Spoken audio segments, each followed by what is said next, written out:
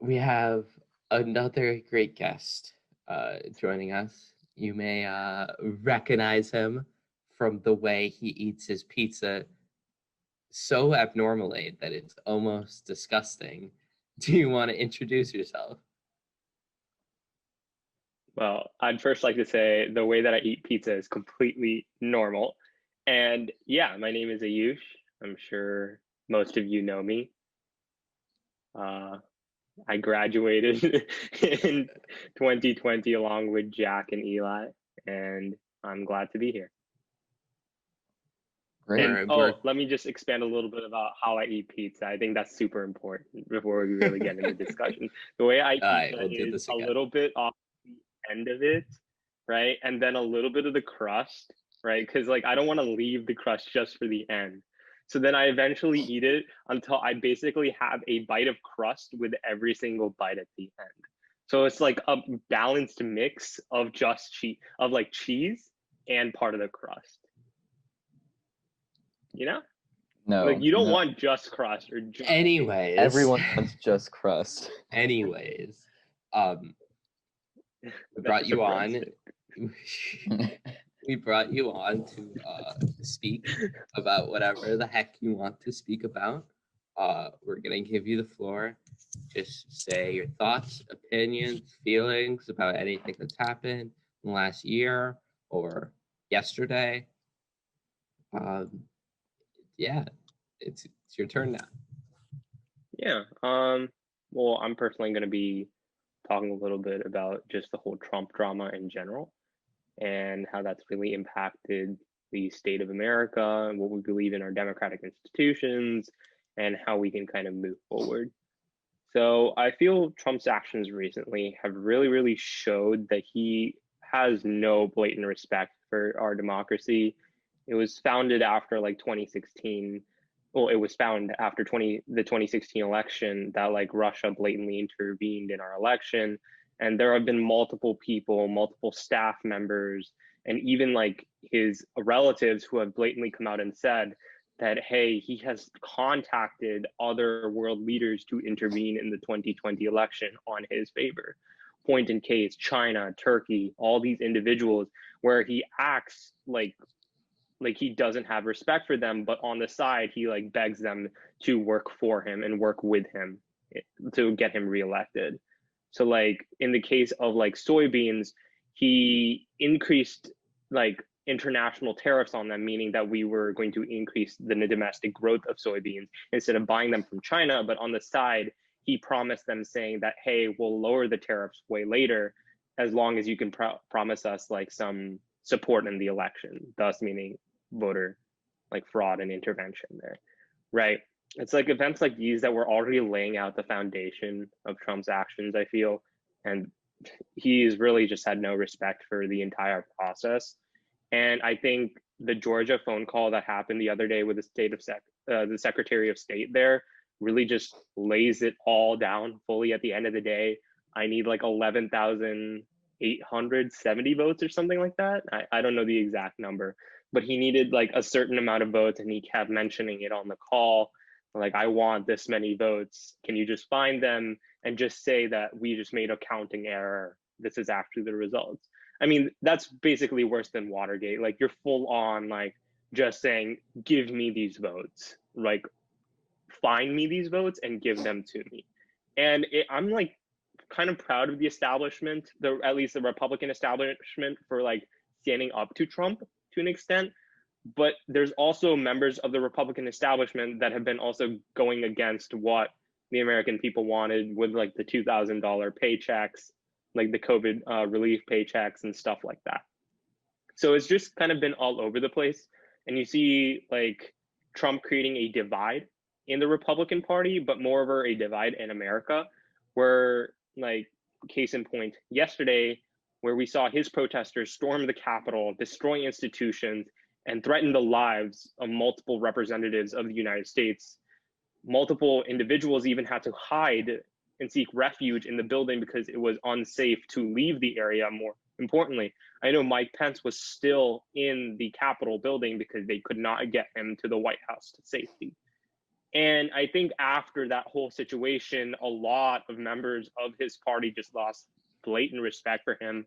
There's only a few members of the Republican establishment that are still standing by him, with Josh Hawley, our senator, and Ted Cruz. So like, it's interesting how the entire situation is playing out. And I would like to ask a question here. It took 4 years for anybody to remotely stand up to him. He was the president, he was the leader of their party. Sure, but what he was doing was clearly wrong, and they allowed it and permitted it. Do you think this will have like any like lasting effects on like the party itself? I mean, sort of. I mean, you can already see how blatantly different the Republican Party is from the Reagan era and the Bush era compared to the Trump era. Like, even these old presidents don't support President Trump. Like, they're not even voting for him. They're voting for Joe Biden, or just not even casting a ballot, right? And it's just interesting that this entire, disjunction in the Republican Party, I feel, is definitely going to shape their beliefs later on and how people view the Republican Party. I mean, Democrats are going to just hate them a lot more after this whole incident, and they're going to justify a lot of their actions in the future with this. But I feel like after this whole Capitol building incident, we might see a blue wave for a decent bit of time, but there's always a chance where Republicans start to go back to the Reagan era kind of like ways and start to move away from what Trump really established. And that might be more beneficial for the Republican Party because they were extremely successful then in capturing America's support. So you talked about how there are a few people within the Republican Party, a few like members of Congress within the Republican Party that have kind of stuck by Trump. One of whom is our senator, Josh Hawley. Ted Cruz, you said, was another. And kind of the reason why most people kind of suspect is because these people are people who are planning on running for office, either some higher office or re-election. And this kind of seems to be their strategy moving forward, politically speaking. Do you think that this is a good idea? Like, do you think Republicans who stick by Trump will be rewarded down the road politically? Or do you think that the country is kind of shifting, so now even the Republican Party is going to try and stray further and further away from the Trump ideology? I think it depends on how the non-Trump Republicans see it, right? I think because I feel like the majority of the Republican Party at this point has started to shift away from Trump, and the voter base has started to shift away from Trump. And sure, Trump does have a very, very loyal voter base to some degree. And I think the entire point of like Josh Hawley and Ted Cruz doing that is because they want to capture that voter base. But I still think that there's no point in doing that because you're already going to get their votes if you're a Republican, right? Might as well just shift a little bit away from Trump and try to condemn him, or not just fully like outright condemn him, just say what he's doing is not completely right, and just taking a more neutral-ish stance so you don't like completely alienate your ability to get the Trump vote. But I feel like even if you criticize Trump, you're always going to get the Trump vote, like Trump voter base, because you're a Republican. So I see no point in them doing this. And I feel like you're actually like losing your chance of winning the election because more of like the non-Trump Republicans are just going to vote for a third party, or just vote for the moderate or Democrat that's probably going to run or something. So, yeah. So along with the whole like Senate hearings that happened yesterday, they voted to confirm Biden, and obviously there were some objections and there were not. And a lot of the Republican, senators, representatives were voting to, allow the vote. And now it's coming out that some Republican higher ups are trying to get Pence to evoke the 25th Amendment. Do you think that this is like a reasonable course of action? Do you think it will happen? What do you think is the deal with the whole 25th Amendment rumors? I think it's completely. I think it's plausible to an extent because I think it's just going to cause more of an uproar among his supporters, and they're more likely to do incidents like yesterday again because now they have another rallying point, and that's another point for Trump to rally around. Because not only can he say that the election was fraudulent, but they're removing me from power unfairly, right? They're removing the person you put in power, just taking it away from me without any reason, right? And I think that's just going to fire up Trump supporters even more. But I completely understand why the Republican establishment is trying to get Pence to do that, because you can even see that McConnell and like Pence are both pretty much tired with Trump, and they just don't want to deal with his BS anymore. Like you could see it clearly by their speeches that they read to the senators yesterday, and even Chuck Schumer's his speech was pretty good. I kind of liked it, but you can kind of tell how annoyed Pence was and how not happy McConnell was with what happened.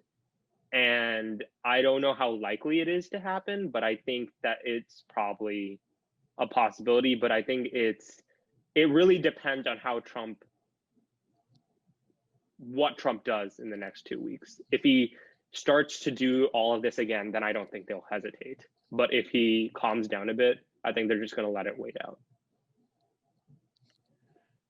Yeah, so kind of going along with that about, Trump being very vocal about whether or not he'll quiet down. I know, after he leaves office, there's still a very good chance he is very vocal. He also might run again in 4 years, which is all if he isn't dead, right? So that's another thought.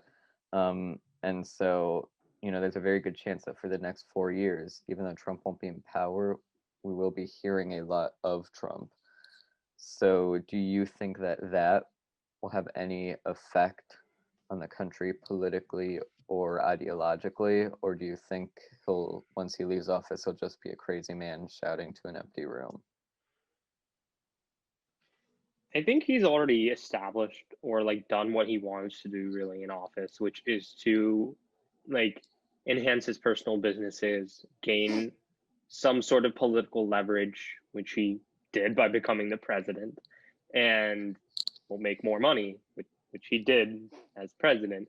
Unfortunately, because of COVID, his plan didn't fully work out, and he probably could have taken steps that would have given him more money, which is very weird that he did not think of it as a capitalist there, because he's a pretty big capitalist.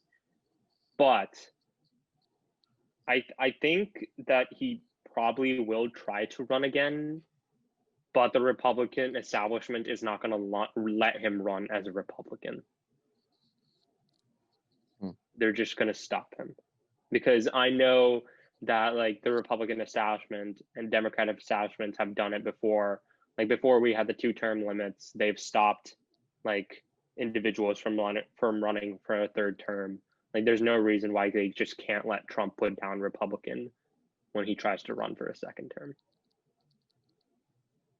Interesting take. Well, if there's anything else you would like to add, feel free. I think it's just going to be interesting how things play out over the next 2 weeks. And if Trump does really do anything bad, then maybe the 25th Amendment is going to be invoked.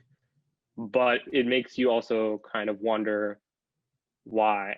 You kind of wish that Mitch McConnell did follow through with the impeachment the first time around, so we could have avoided this whole mess. But yeah, I think that's all I really have to say on that. Sure. All right. Well, thank you for joining us. It's been awesome having you back. Yeah, thank you.